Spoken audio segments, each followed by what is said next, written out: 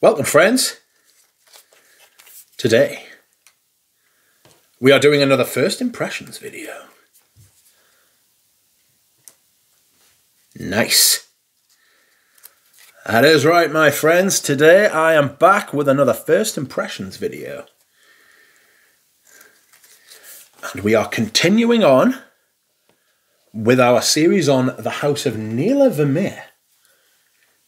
Today I have 4 samples. Last time I had 3. But there is an extra sample. The sample pack comes with 6.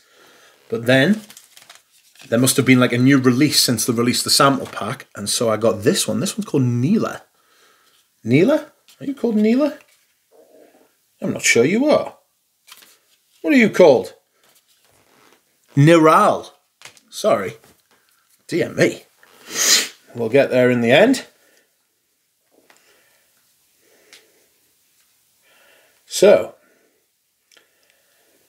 what do we have? We have the card that tells us what the notes are. So these are official notes. Today we have Ashoka, Pichola, Rahele, and Niral. Apologies to anyone who speaks that language.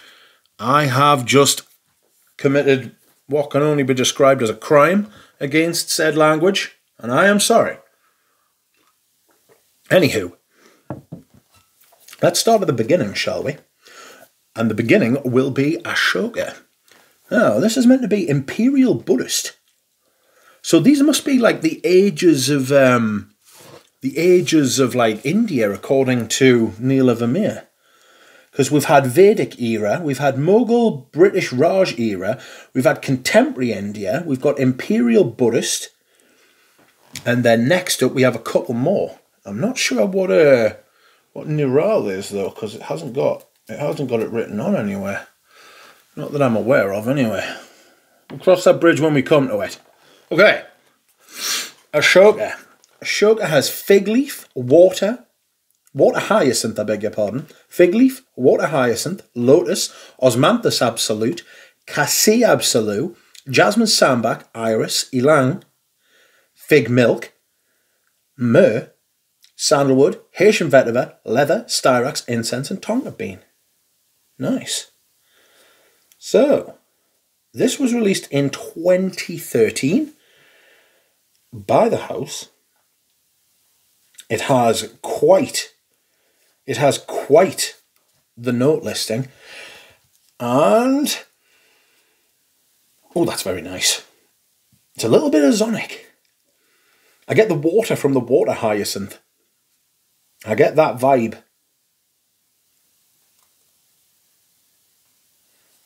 What do we have? It's woody. Inspired by a legendary ruler, Neela Vermeire Creations' new release, Ashoka, is a tribute to an emperor who was conquered by his own compassion at the moment his victory was assured. He converted to Buddhism and devoted the rest of his life to spreading the Buddha's teachings, to truth, to justice, and to compassion for all living creatures beneath the sun. His own evolution from ruthless conqueror to benevolent emperor is reflected in Ashoka's journey from the fierce opening to the softly floral heart and the gentle embrace of its richly complex drawdown. Definitely getting like a woody vibe from it, absolutely.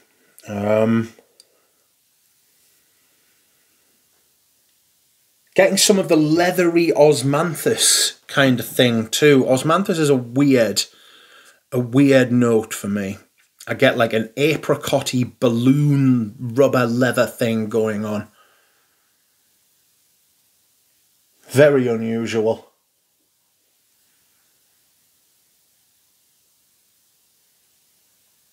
Fresh.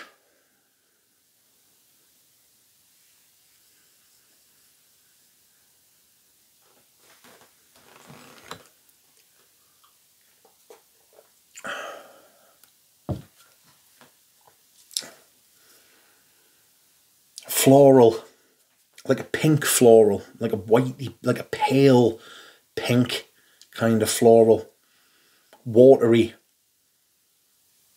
A little bit of fig, like a little bit of fig, not like the kind of fizzy fig that's in Dune Pour Homme, but like a creamy, slightly woody kind of fig. I get some vetiver, strangely. It's good quality. All of these have been quite good quality so far, and apparently the bottles are amazing. This is one thing about doing like first impressions from samples. You can't show like the bottle, but buying a perfume because of the bottle is, I feel it's like it's not a trap, but it's a pitfall we can all fall into, and we shouldn't. We really shouldn't.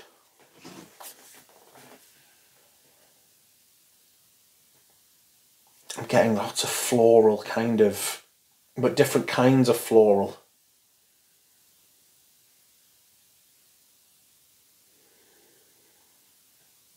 And there's kind of slightly, how can I put it, like a rubbery leather texture. It's more like a texture. It's grippy, you know. And I get that from Osmanthus. I get this kind of grip and friction type of thing. There's a lot going on in here. If you want an interesting scent, if you want a scent that,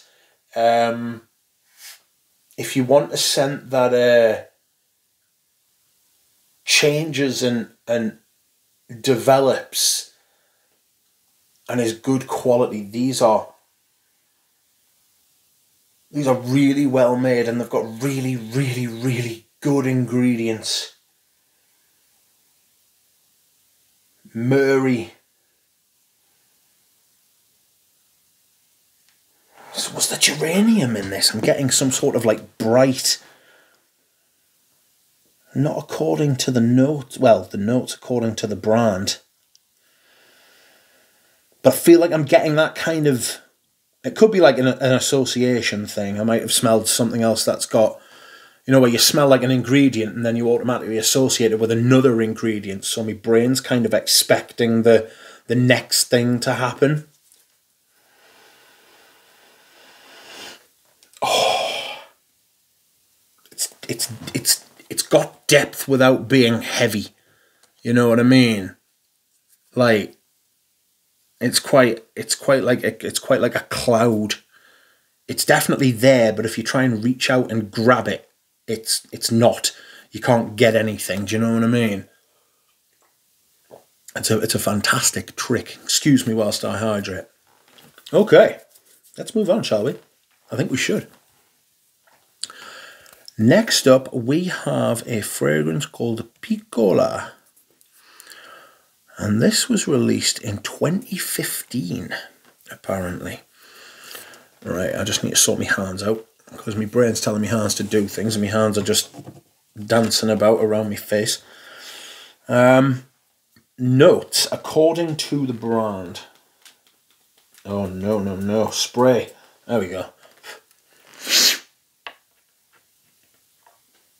Cardamom, cinnamon, saffron, juniper, magnolia, neroli oil, clementine, bergamot, orange blossom absolute, rose absolute, tuberose absolute, jasmine sambar, ylang ylang, benzoin absolute, sandalwood, driftwood, Haitian vetiver. Yikes. This is going to be massively floral. I wonder what the brand says about this. I hate it. I don't hate it. No, sorry, that's a lie. I don't hate it, but I don't like it. This is not my type of fragrance, so please bear that in mind as I talk about it. Let's see if there is a press release. What do you say?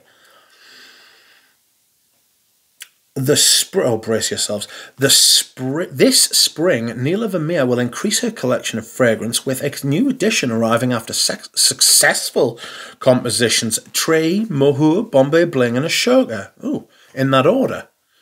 Okay. In collaboration with prominent perfumer Bertrand Duchefort. The latest fragrance announced by Neela is inspired by Lake Pichola, which is situated in Udaipur, Rajasthan. So sorry. And contributes to the new twist of the existing assortment of French luxurious fragrances inspired by India. Work on the composition lasted for months in order to accompany the existing style of Neela Vermeire's collection in the right way and with appropriate sensibility. The new fragrance story takes us for an olfactive journey which will illustrate landscapes and ideas of the author. Composition of the fragrance Pichola opens with notes of cardamom, cinnamon, saffron, juniper, magnolia, neroli oil, clementine, and bergamot. That's a hell of an opening. They don't say that I said that. Okay, the heart develops aromas of orange blossom absolute, rose absolute, tuberose absolute, sambac, jasmine, and ylang ylang. While the base is softened and warmed with benzoin absolute, sandalwood, driftwood, and Haitian vetiver. As Neela Vermeire announces, the latest fragrance Pichola will be presented exclusively at Fragrances Expo Essence in Milan in 2015. So this is 8 years ago. It is available as an eau de parfum. Okay, so straight away I got this really offensive to me white floral blast. So you're talking tuberose, jasmine, orange blossom. Strangely, clementine was in there as well, offending away. It's got that Chanel-y kind of thing going on. Now, if you like white florals, you would love this. It's very good. There's a dirty, great fucking neroli and magnolia as well. I'm not a big magnolia fan. Whenever I hear the word magnolia, I always think of a paint. You like painting your walls. Yikes. Excuse me whilst I hydrate. It's got this freshness about it, which I assume is coming from the cardamom and the bergamot and the juniper. Don't forget juniper gives like a fizz, you know.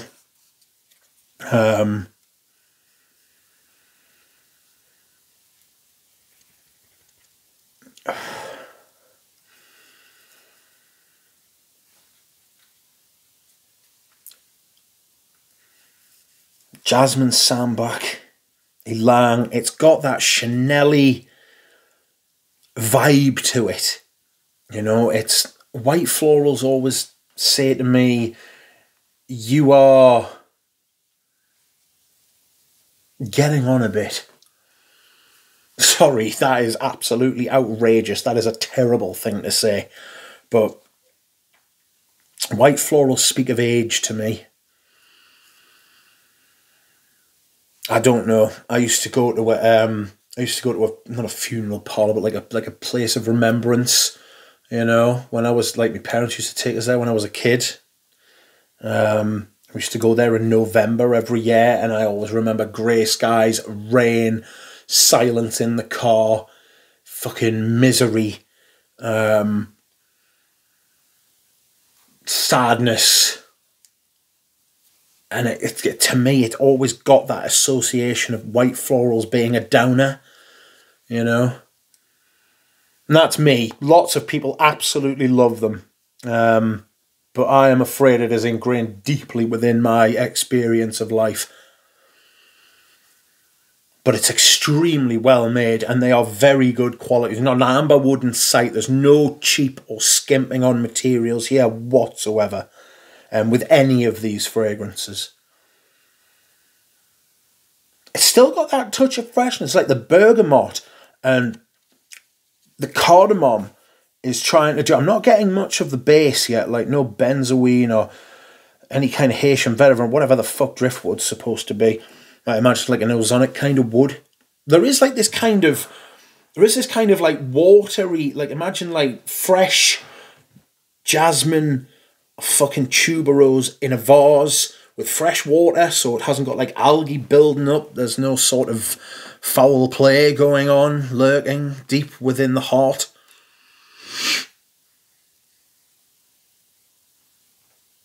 It's very well made, but it's not the type of thing, like if I never smelled that again, I wouldn't lose any sleep simply because of my associations with white florals. Okay, next up, we move on to Rahele. Now, I don't know if there's a blurb for this. I don't know what kind of fragrance this is, as I don't know what any of these are like, to be fair. Whoops. Okay, so what do we have here? Rahele, green mandarin. I like a mandarin, I must admit. It's probably my favourite citrus in fragrances is mandarin. It's in M7 and stuff like that. It's in Bois de Turkey as well, which is one of my finds of the year. Anyway, green mandarin, cardamom, cinnamon, violet leaf absolute, osmanthus absolute, rose absolute, magnolia, jasmine absolute, iris, violet, cedarwood, sandalwood, oak moss, patchouli, leather. I'm experiencing from the note list, not from the perfume, Fahrenheit. Okay, let's... Oh my God. Right. Sit thee down, friends. I am about to take you on an adventure. Rahele, Traveller, is the newest fragrance, an ode to exotic travel, an olfactory journey in the company of 17th century French visitors to the east. Tavernier, Bernier, Thévenot. The names still resonate in the imagination of armchair travellers today, as each man left a detailed record of his adventures, showing us Mughal ruled India through a European lens. Jean-Baptiste Tavernier, 1605 to 1689, was a French jeweller of Belgian descent, an independently wealthy gem merchant who funded his own travels to the East, particularly to India. His book Les Six Voyages, I forget what the French is for six, is still considered an important point of reference by historians. His trade in precious stones and pearls took him to the court during the construction of the Taj Mahal. On one of his voyages, Tavernier bought a gigantic blue diamond in Golconda, which he subsequently sold to the Sun King, Louis XIV. The Tavernier diamond, or French blue as it came to be called, was a centrepiece in the French crown jewels. According to legend, the precious stone was stolen during the French Revolution, only to turn up many years later in London, recut as the Hope diamond.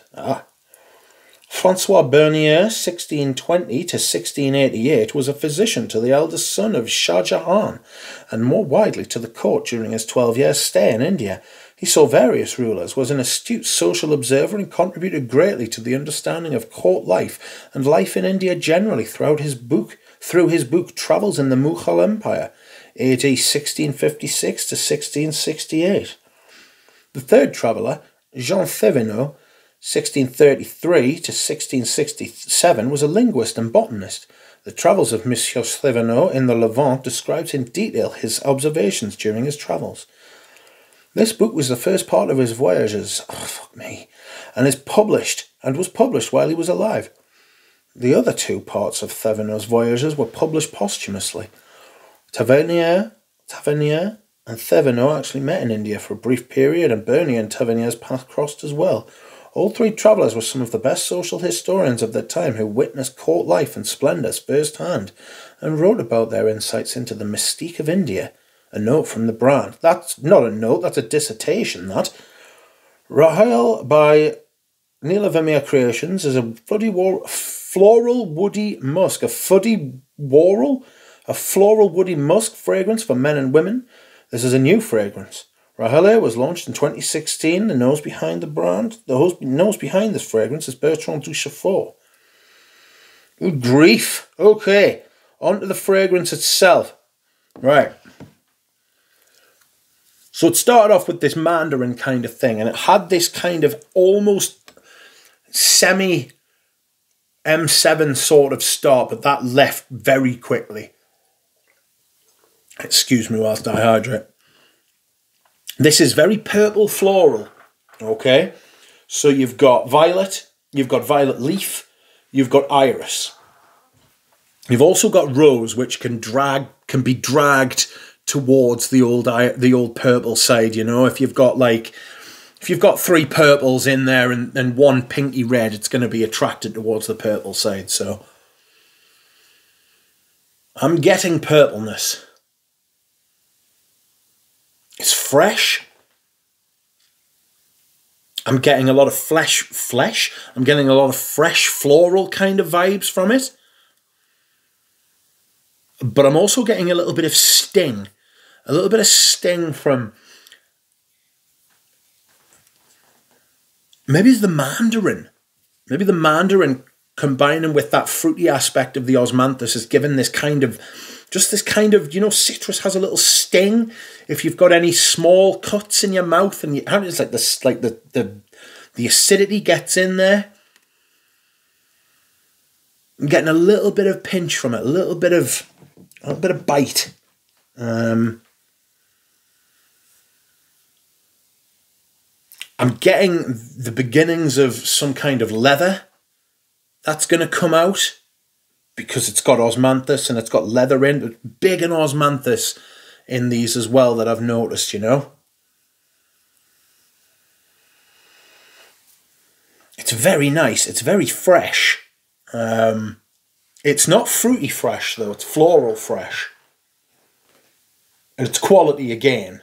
I should hasten to add, it's extremely good.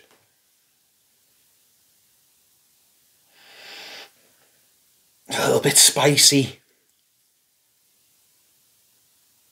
Maybe a little bit of moss. A little bit of green coming through. It could be the patchouli. It could be like a green patchouli. No, it says it's got oak moss in it.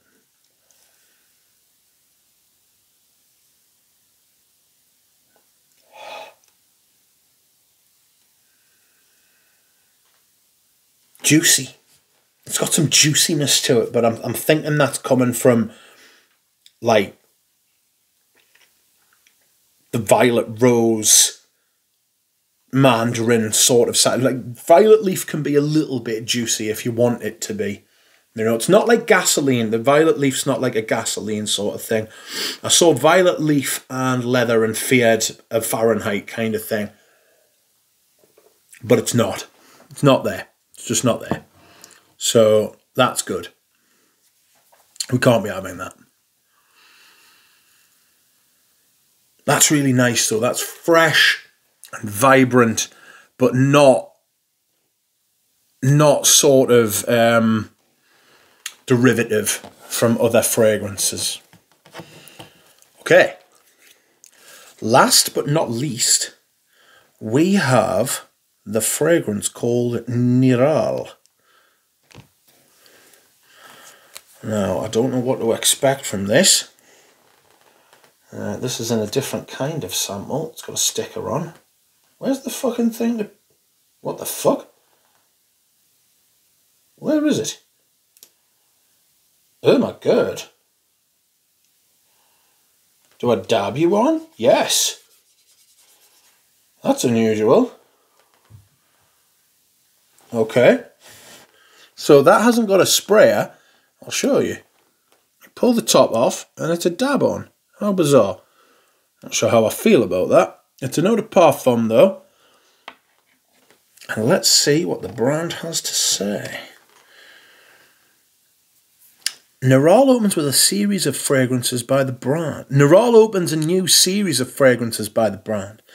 The fragrance Niral, unique, calm and serene, is a perfume inspired by an interesting and unique relationship between British sericulture expert, author, printing, drying industrialist Sir Thomas Wardle, 1831 to 1909, and India, celebrating his immense contribution to the promotion of Indian wild silk trade from Bengal to Kashmir and to Europe.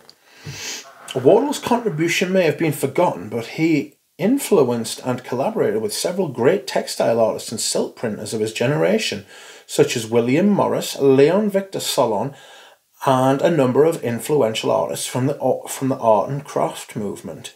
Wardle perfected the technique for natural dyeing of the textured tussar silk, achieving stunning jewel-toned colours reflected in our new box.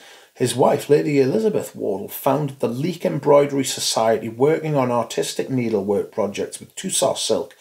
Niral, through its blend of rich raw materials, is an ode to this quietly forceful silk ambassador.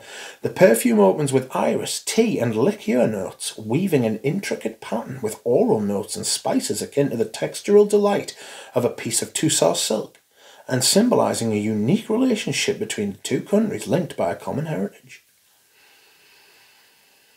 Okay, notes apparently are iris, magnolia, Turkish rose, leather, champagne, cedar, tea, angelica and sandalwood. That's Fragrantica. Let's see what Parfumo says.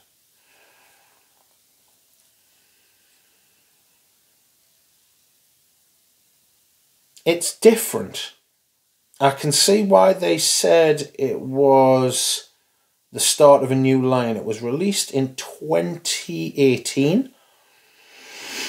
The notes according to Fragrantica are iris, ambrette seed, magnolia, tea, Turkish rose, wine lees, angelica seed, cedar, jasmine absolute, leather, pink pepper, cabruva, I don't know what that is, cardamom and sandalwood.